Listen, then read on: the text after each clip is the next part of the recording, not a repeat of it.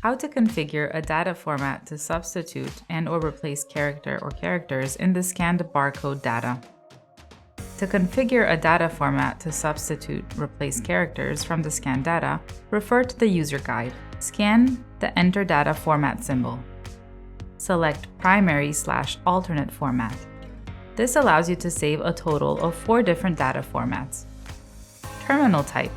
Scan 3 numeric barcodes from the programming chart to program the scanner for your terminal ID.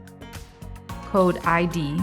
In the symbology charts, find the symbology to which you want to apply the data format. Locate the hex value for that symbology and scan the 2-digit hex value from the programming chart. Length. Specify what length of data will be acceptable for this symbology. Scan the 4-digit data length from the programming chart. Note 9999 indicates all lengths. Editor commands. Scan the symbols that represent the command you want to enter.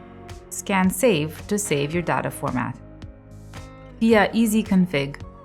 Go to hsmftp.honeywell.com. Log in or create an account and validate. Download and install the Honeywell Download Manager from the Note paragraph. Go to Software, Barcode Scanners, Software, Tools and Utilities, Easy Config Scanning. Unzip the file and install. Run Easy Config. Pop-ups must be allowed. Select the method the scanner will be configured by, connect or disconnect. Select the scanner model. Easy Config will load the default settings we can configure on the unit. Once the settings have been updated, go to the Data Formatting option on the toolbar. Select the data formatter that can be found next to the prefix and suffix option. Use the fields for more conditional options, so the data format will only affect the selected symbology.